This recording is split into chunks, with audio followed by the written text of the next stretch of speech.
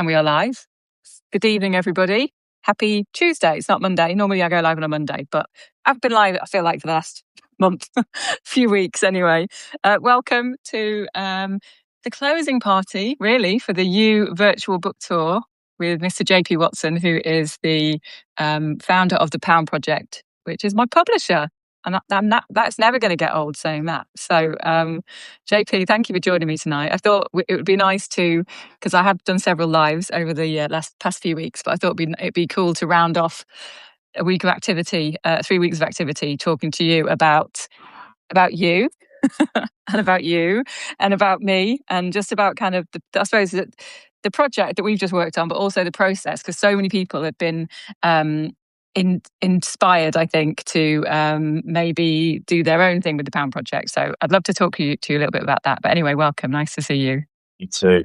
I think it's a duty bound to say before we came on air just how insanely impressed I've been by Tony's, the book, number one, but then also just the tireless work, all of the different lives and tour and everything. And I was just saying, I'm going to steal all of her ideas. So that's what I'm going to do. That I'm joking, but no, it's an absolute pleasure to be here. Thank you for having me. Nice. Well, should we talk about the launch then? So it's always for you. It's always a 3-week campaign. And I mean, in my case, and probably everyone's case, there's work that goes in before that, which is one, writing the book, but then also reaching out to everyone we've ever met and reminding them we're writing a book.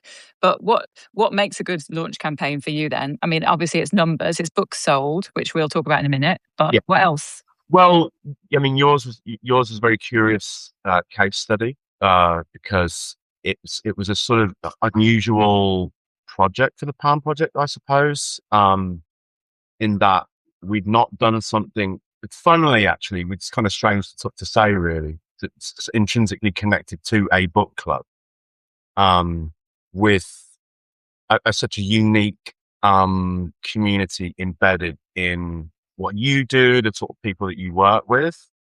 So I don't know if you recall this. I think there was a fair bit of comms back and forth between you and I, where I was kind of almost being led by you. Say, and I think actually having spent so much time, more time than I have previously in the world of self-help,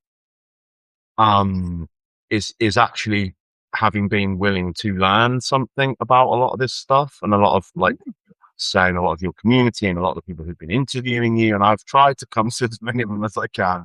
I just, it all. So fascinating. But obviously, in terms of what makes a great book launch or initial campaign, I suppose, is obviously you have the obvious things such as sales numbers. Yeah.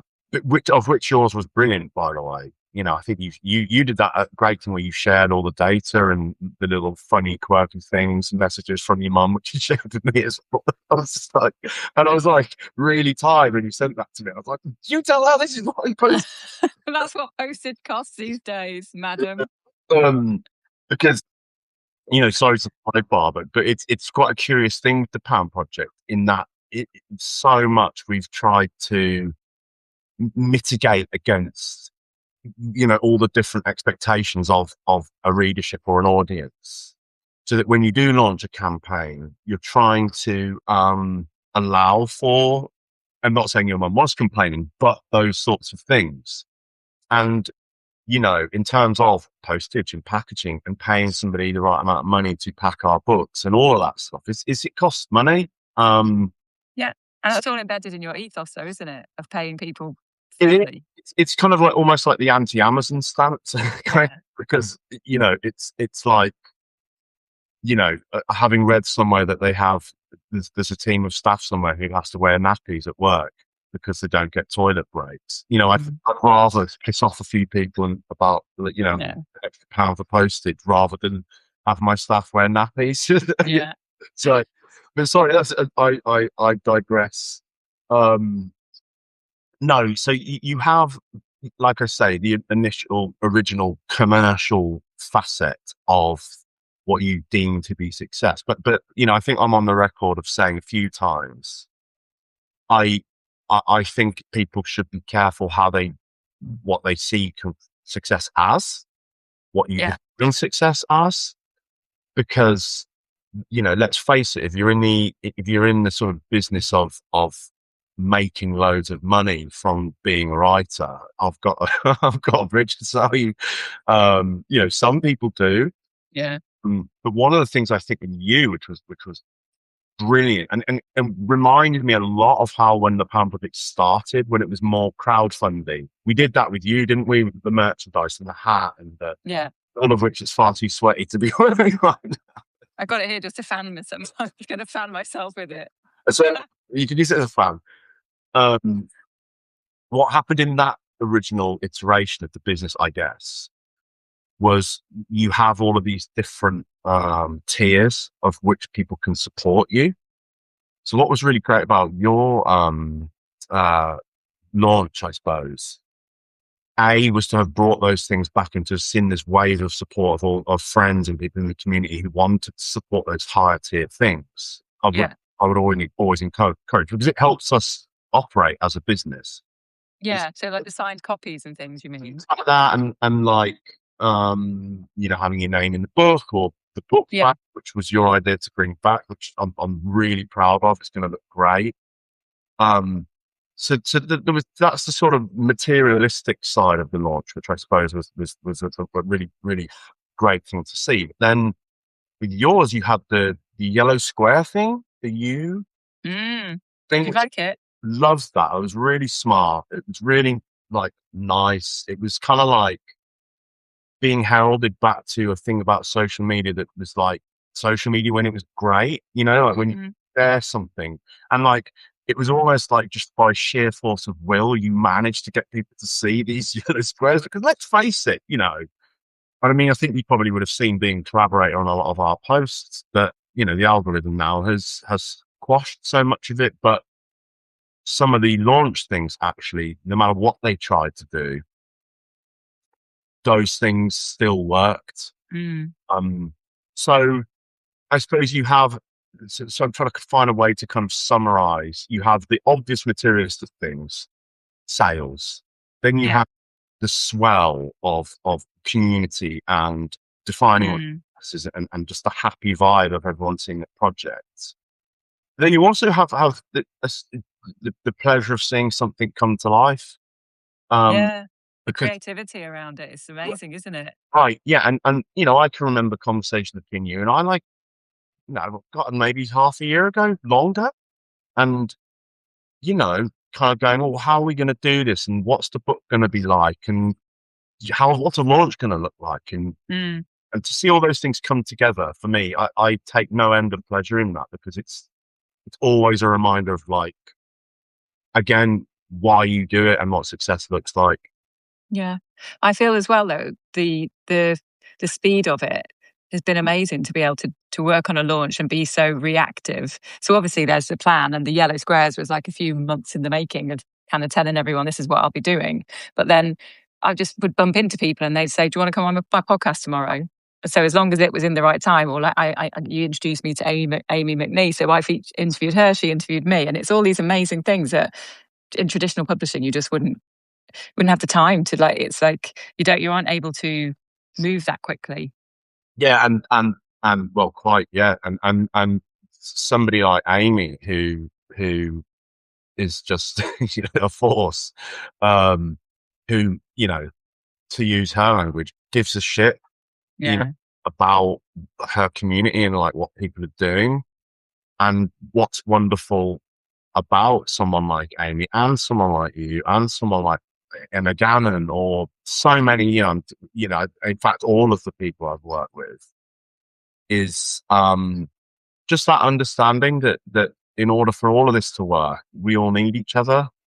And I think working with you has been a really great reminder of the value of asking, right? Yeah, I know. I think I said before, I'm just like, I think I'm nearly at my limit of cringing about, because I keep asking. But you said to me so many times, I can't stress enough how important it is that it's people you know that will buy your book and people who like you. And today, when I did the final like outreach, this is the kind of last share. So many people, including really good friends, said, "Oh, I totally forgot," or "Oh, is there a deadline?"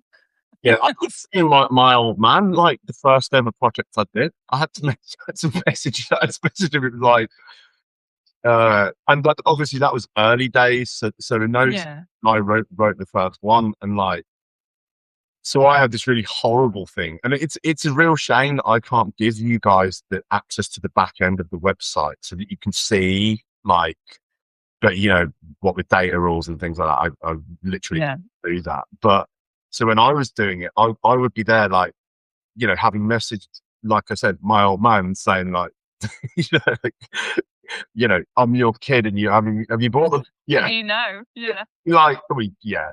And then, but then he would be like, yeah, I think I have, and I would look, you haven't. Um, but no, and like I say, you know, it's not so much that it sort of lives or dies with it. I mean, maybe I over egged that a little bit. It's just that, as with you, it's that initial launch, um, and that initial swell, of, and you know, why wouldn't you want to share it? Yeah, well, people want to support, don't they? That's the thing I've realised. And if they don't, that's fine. You just keep scrolling or whatever. But it's like most people who are remotely interested in self help or in me or what I've been doing want, like, my neighbour told me she'd got a signed copy. Like, I could have done that for you. I'll give you a personal session instead. But she said, of course I'm going to get a signed copy. And loads of people have said that to me. So I feel like, yeah, that's been a really nice. So it's been the kind of the worst part and the best part of it, the asking, I Yeah, think.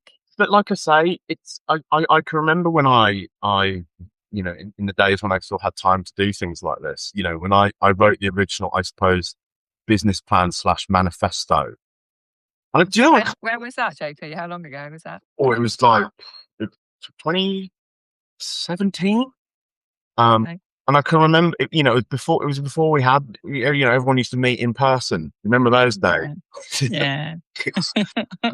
like, it's kind of sad that it's not like that as much anymore. Uh, Yeah. because like, I can remember going to these meetings invariably in London, and because in those days, like, the business really kind of lived or died by these people saying yes or no. Um, and I can't believe that people would actually read this stuff. I would turn up with like 8-page manifestos on what the project was, including Donny Alderton, who was a very early one, and I don't think she'd mind saying we had this meeting in Camden, and I turned up, and dare I say, I was a little bit hungover, which was very unprofessional. I hadn't my brother-in-law pages, and I was really shitting it. So I was like, right, well, I'm in grab A there. And I turned up with this like huge like A4, like I've still got it somewhere. Like, Just and handed it over. I just said, here you go. This is why you want to work with the Palm Project. And it was like, I can remember looking at it going, dude, you don't have to give it like that much of a hard sell. There's some modicum of gravitas, I suppose, about what you're trying to do. Which actually I think kind of segues into what I think we'd said we wanted to talk about, right? Which is that, she was a writer, and she's just, I'm just using her as an example for all of these conversations of, I think you're wonderful. I think you're talented. I think there's something about you. You should be paid for what you're doing. Uh, Mm. that's not that hard to sell, funnily enough, Yeah. when you're bringing that to people. Um, and like, kind of, that's really what the whole business was built around. Like, kind of, my own, I suppose, disappointment about my own career, or not being paid enough, or where the hell's all the money that's in this industry going, sort of thing. Yeah. And then saying, well, let's segue a little bit and just, make it make sense yourself, which I think is kind of how a lot of good ideas come around. It's like, It's what you need. What you needed. It's an identifying thing that maybe irritates you in your own life or irritates you about the industry, and then going, "Well, do you know what? I'll do my own thing about it. Possibly, I don't know." Yeah, yeah, sure. And you've told me that you're in a position now where you get a lot of pitches. You get a lot of people coming to you. So Yeah. I feel like my pitch, I don't even know if I've written about what was in my pitch originally. I think it might have morphed a little bit. No, your pitch was great. I think yours was the kind of yours was one of the ones I love, because I believe, if I remember correctly, you were kind of, it came through Natalie Liu, who I just had the pleasure of working with, and she'd been through so much. Not that that made any difference on your pitch, but she and I, we're kind of on record of saying that she and I were kind of like therapists to each other at this period of time, because without I mean, she shared herself publicly, so she'd been going through a cancer diagnosis and all these family issues and things like that. And she wanted to write this book about letting go of those things. And then she had this cancer diagnosis, and it was like, oh, and then I was like expecting us to never work together, and which would have been fair enough. Yeah. You have cancer. It's okay for you to say you don't want to do a little bit with me anymore, fine. And she was like, absolutely no, I do want to do that. Anyway, I digress.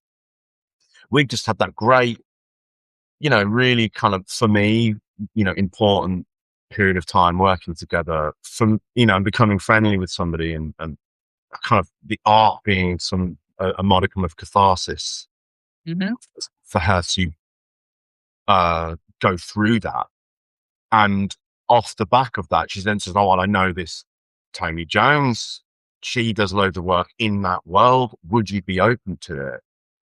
And it was because of that email that I think I said, oh, that sounds very interesting, And I felt kind of bad, because I remember, I think I looked back at it. I said, Tony, I'm open to it, but tell me who you are. What's the crack? Tell me more about you. Why should I care? Well, yeah, Well, that's fair. If you're going to pitch something, that is it. If you can't explain it to the publisher, that's the whole point, isn't it? Well, you and I share a background in journalism for sometimes some quite unpleasant bosses. Infamous. Shows me, I'm not talking about you. Put it that way. But, as I say, like a pitch, especially when it's something like this, is there has to be the hook. Now, the hook can be the idea, of course. That's the journalism side of things. That's more applicable there, because the readership's often already established, right? Whereas from somebody like my background or my perspective, or as a publisher, or if I was an agent, right? You're looking for, like, who's going to buy it? Do you know what I mean? And like, and I don't mean, is this going to sell thousands and thousands of books? I mean, as in, what's the unique thing about your idea? Yeah. What's your embedded audience that, the Pound Project and yourself can capitalize on? Are you normally looking for, would you normally say you're looking for kind of essays, short stories? I suppose that's the difference between what we've done, isn't it? Maybe. Yeah, I'm more open to, it sounds kind of mad, but whatever at the moment, because Project. Yeah. Because what you've done, and having been in the editorial layout world of your book, is very different from any book we've done. What with the fact that there's so many interviews with so many interesting people who I'd heard of, but not to the level of how erudite you are about all these things. And sort of embedded interviews, and, kind of different stages of looking after yourself, all of that kind of thing. One of your commenters said, one of a kind, absolutely. But that was kind of evident in your pitch as well. And I don't know if you remember that. It was like, we kind of went around the houses a little bit with what we were going to do. Do you remember? It was a bit sort of like, well, we want to do the 3-stage thing. What was the original title? I can't remember what the original title was. It was Who Are You Becoming, I wanted to call it, because I like, because I did so there's three elements, and one of them is is that like life design, and the question there is, who are you becoming? Yeah, And yeah, I still love that as my favorite question to ask people. But I yeah, think your point was, if I wanted it to be a beginner's guide, that's not really very beginner friendly, is it? yeah. Just like go straight in with a huge question like that. I just think, and also we were basically trying to say that if you are, and maybe I was being selfish about this, where I was saying, I needed the introduction to the self-help world as much as the reader would. And I think we were also saying, like, where's the embedded Pound Project audience? Yeah. Where's their interest going to be? Now, that wasn't to make any comment about the strength of your idea. That was more about a commercial decision about, where do we make that crossover, which is the crucial thing, right? Mm-hmm. And we eventually ended up on you because that's just perfect for the title and in the brackets. But I'm sure we had a redraw, reframe, or there's something like that as well. Work in progress. That was We're it. going to do as well. Yeah, there was been a few, I think, but I think yours worked out brilliantly, more brilliantly than I even realised. I'm one of your Do you know comments. what? I can't see any comments. I can only see I think one person. So maybe I've just got a very loud voice, Eva. Sorry, it says there seems to be a sound issue when you speak, Tony. Perhaps JP's volume is up a bit high, a bit of reverb. here we go. Maybe I should maybe my volume. I don't know. To be honest with you, I'm not sure. I'll try and talk a bit quiet. I think it's me talking though, isn't it? Yeah, I can't actually see anyone's watching, so maybe it's something to do with me. Sorry, guys. Well, anyway, we're here to talk to JP. So, what was I just going to ask you about pitches and things? Oh yeah. So I think. No, do you feel so? Well, now that you've read the book and you've like laid it out and everything, do you feel educated in self-help? I do. I felt very scared before coming on this call because I was like, I'm going to test you. Yeah, I'm like, please don't, because like it's really funny. Like, you kind of are so involved in the line edits of a book. Yeah. That if someone asks you to then summarize that book, it's actually really difficult. But no. So no, the book it's exactly. I think I said to you, didn't I, after I'd given it the first read through last week? You were like, am I more interested in self help? Actually, I am. Like, there's so much there about. I think I particularly love that the metaphor about thorns. And Untethered soul. yeah, exactly. And the fact that we kind of ignore these things. And it's interesting for me to be in a world that is, and I mean, with all the different authors that I work with, whereas there is so much introspection and so much editing of somebody else's work that you sometimes kind of forget about your own journey, I suppose, where you're like, have you said this in the right way, and have you articulated it, and what does this mean about you? And then you kind of just, don't really think, oh, what am I? I don't know. Maybe that's a guard thing. Maybe there's sort of curious protecting yourself as as an editor without trying to get too, meta about. I don't know. But like, sorry to answer your question. I've blathered on about pitches and whatnot. But what was good about your pitch was, as I said, it was structured, and you led with who you were, your self-help community, why that's going to be. Well, exactly. And I feel very honored to be part of that. That's what I'm saying. It came to me with something that was a solution rather than a problem. I'm not the first person to say that. Like, it's a business thing. It's definitely a pitch thing. When I don't know if you did journalism at uni or anything like that, but when I did mine at City, I can remember that one of the things they would say is, and it's annoying because it's a lot of work to do a good pitch, and it 9 times out of 10 won't go anywhere. But the more that you can make the person who's receiving it, A, feel appreciated, B, able to visualize what you're saying and doing, and C, showing that you know what the hell you're talking about, then you have a good foundation. And what you hope is, and you'll know this as much as anybody else, it's getting in the room that's the most important bit. And by that I mean getting on Zoom these days. Do you know what I mean? But like, because that's when you can sell yourself. And the important thing to say, I know you were asking me previously about, other people wanting to picture the power project. It's not necessarily about a massive following, or huge Instagram or huge Substack. Those things help. Proof that you've sold things before help. You are ultimately a salesperson when you're pitching to somebody.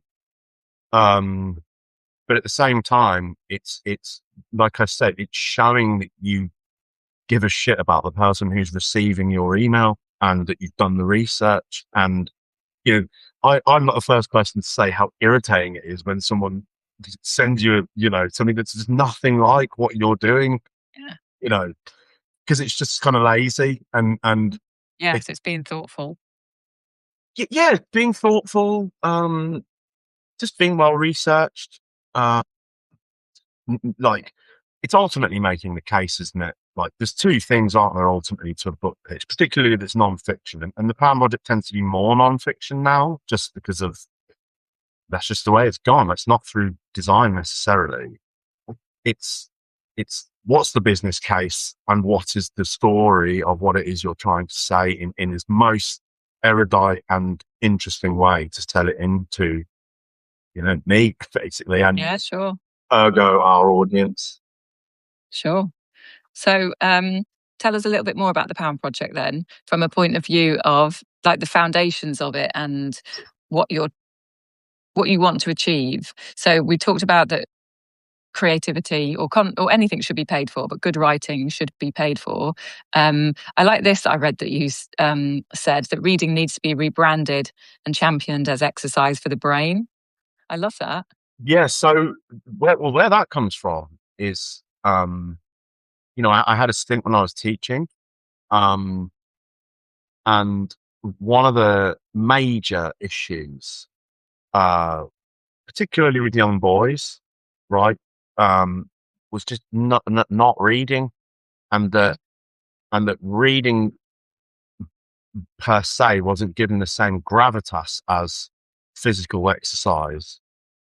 Um, you know, but actually that's been dropped off the cliff as well. Do you know what I mean? But like, in terms of, like, there's so many studies out there, and I can remember this from my various training, that children who read 15 minutes a day do better in their GCSEs. That's a fact. Yeah. Yeah. So why are they not all being forced to read 15 minutes a day in the same way that being forced to do PE once a week, which isn't enough, by the way? Things Mm-hmm. like that. So for me, and like, as somebody who myself has struggled before about being engaged in reading and being engaged in writing until I found a love for it, and as somebody who went to a state school and somebody who's from Birmingham, like, how do we get people excited about something which is so fundamentally good for them, right? So for me, it was like, right, okay, the one side of the PAM project is the writer should be paid so that they can do it. But the other side is, hence the name of the business, it's affordable for people to buy it and to engage in it. And then, the third thing, I suppose, in terms of the premise of the business is you make it short so that the people who aren't particularly engaged in reading might read it. And I can remember doing parents' meetings and things and saying, and I'm not trying to be like sort of gendered here, but I'm just literally talking anecdotally from experience. I can remember having these conversations with parents and saying, look, I appreciate it. They might not want to read Wuthering Heights, or they might not want to read Macbeth or whatever else it was, or any other Shakespeare or any other Victorian novel, if they want to be engaged in reading. But a lot of them are into, sport, or a lot of them are into computer games, or a lot of them are into whatever. Like, there are people who write about those things in very entertaining ways. Just look at Charlie Brooker's back catalogue, for example. maybe that's something they could read and be engaged in. So that's where that second bit. Mm. I don't remember when I did say that, by the way. But so it's very, This is a great interview that you did when I was doing my homework on you.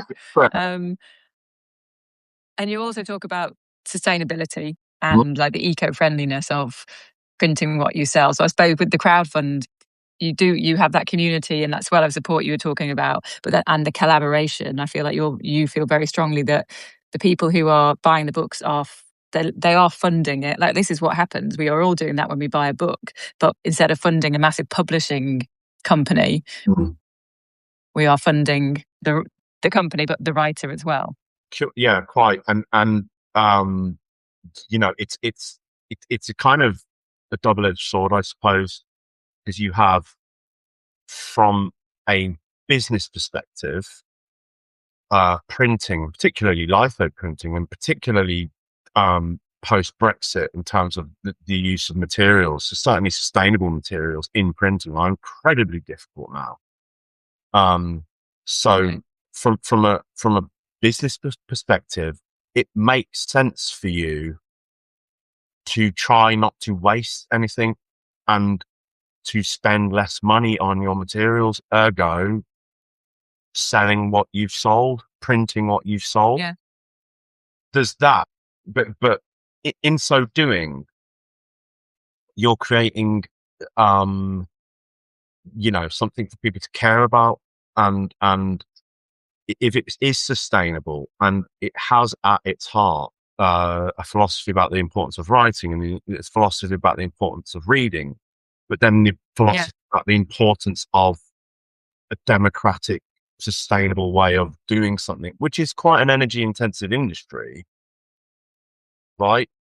And Yeah. ultimately the money going to the people who are creating it, all of those things then start becoming less about buying something and more about being part of something. That's, to me, Yeah. That's that. that to me is like very, in the same way that a wonderful community cafe, or in the same way, someone who's based in Birmingham who's designing clothes, or as an artist, and I've got loads of friends who are in that world.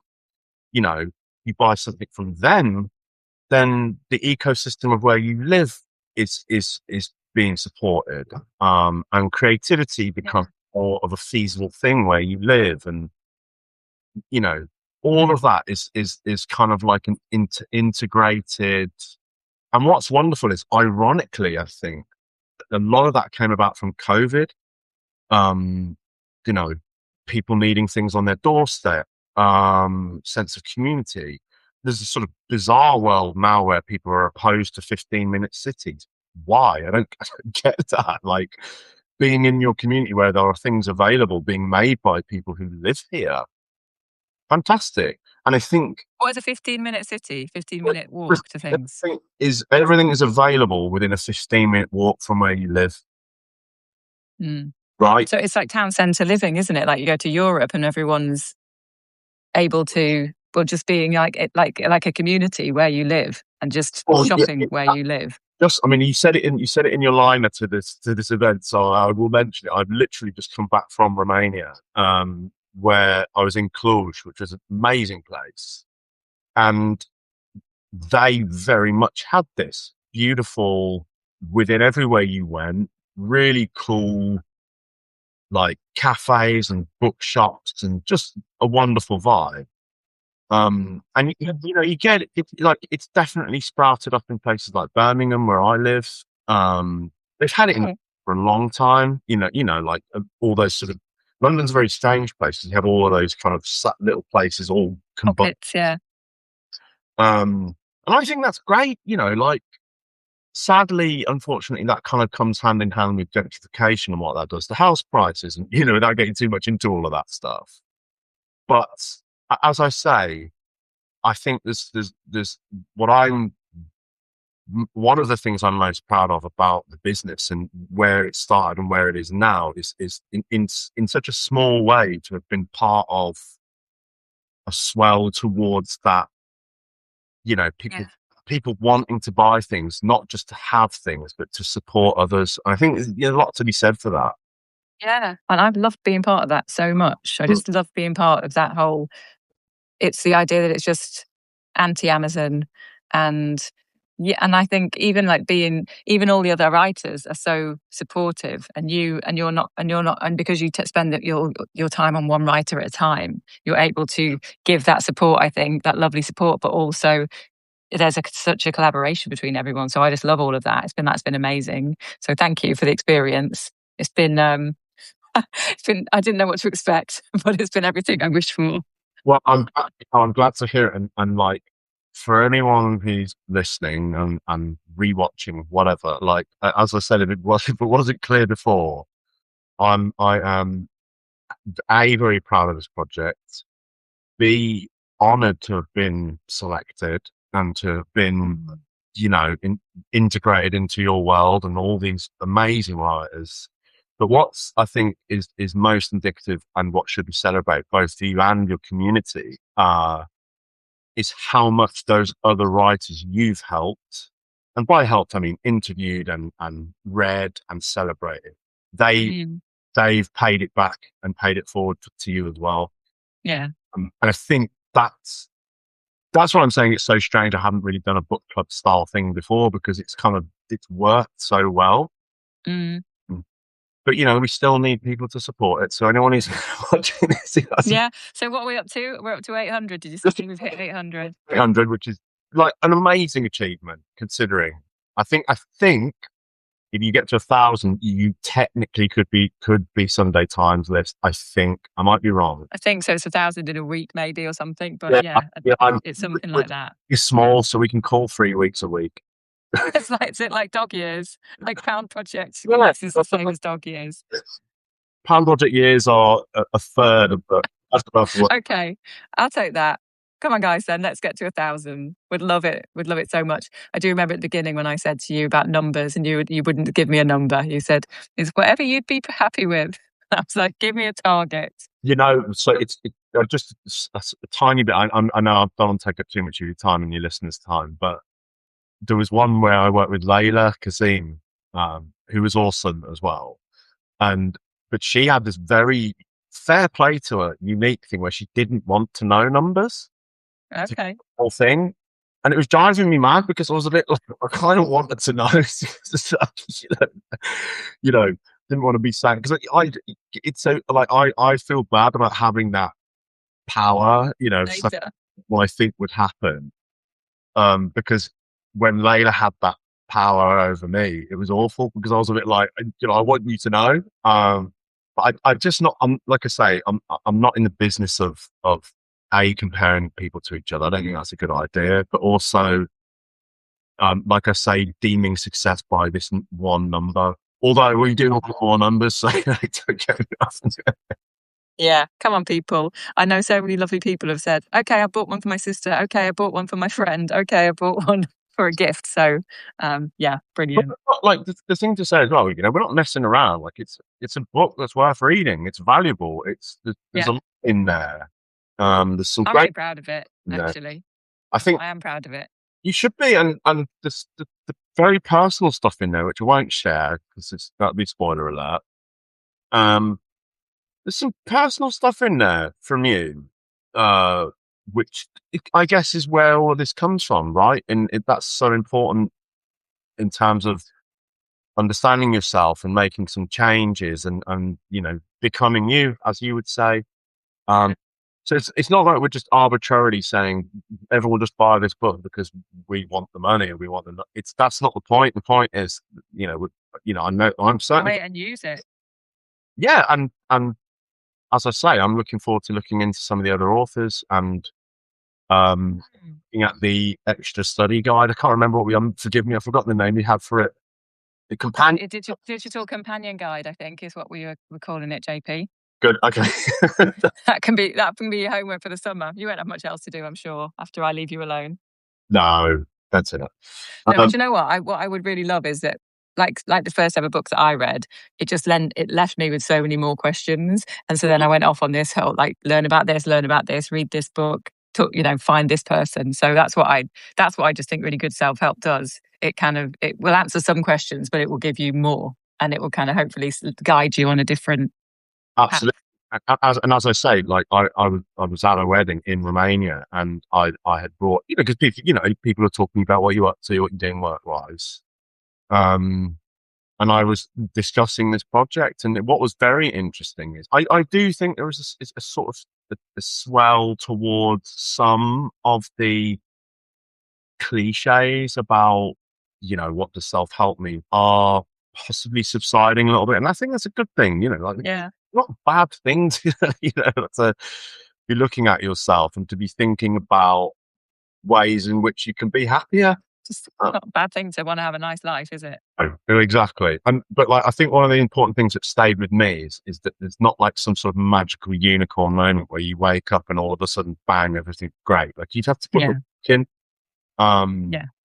And, and it's now all floating back to me, all of the, I remember, But also, I think what the project like this has shown me, and this other people will feel the same. I think when you do this work, you get that confidence in yourself. That means you can write a book and talk about it and be interviewed about personal stuff without the charge of like embarrassment or shame or whatever it is, because it's just its experience, and it could be helpful for someone.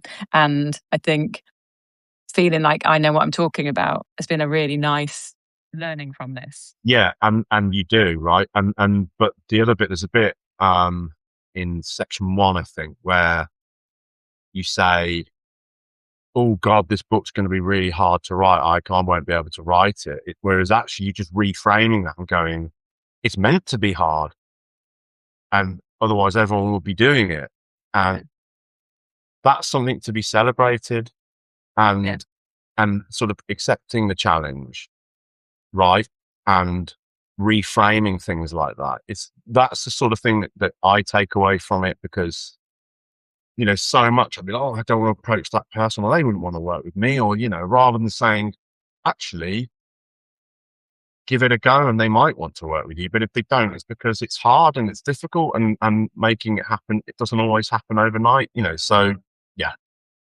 Someone saying no to an opportunity doesn't mean they're saying no to you as a person. It's that kind of like not internalizing everything, isn't it? Well, it's to come full circle, I guess, to what we were saying off air, and what we were saying at the start of this conversation about pitches and, publishers and, all of that stuff, and people having, experience listening to your project and going, oh, they want to work with the Palm Project, is, give it a go.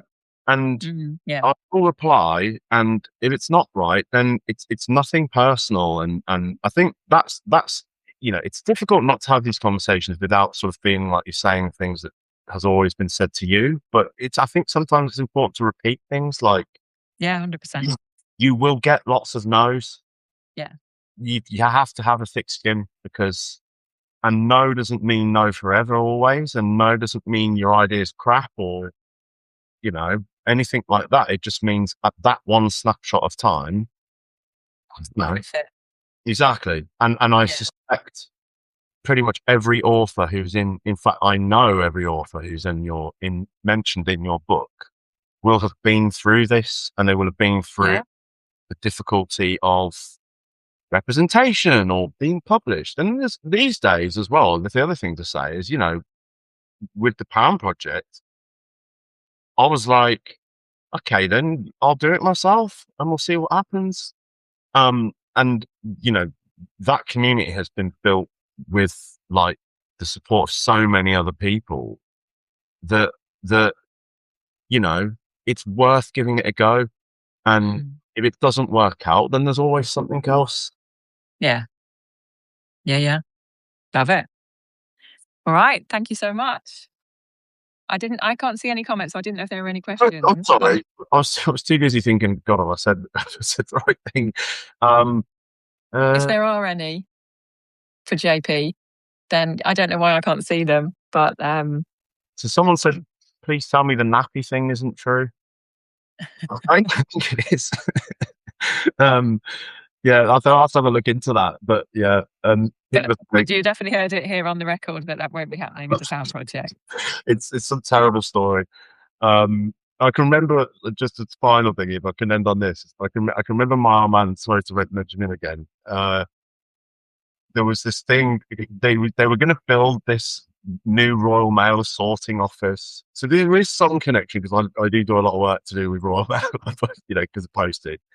Um, they once built this huge sorting office, and basically what they did is they put the exit or the break room so far away for anyone who wanted to smoke a cigarette that by the time they got to the exit to smoke said cigarette, they will have defaulted and gone over their official amount of time for their break.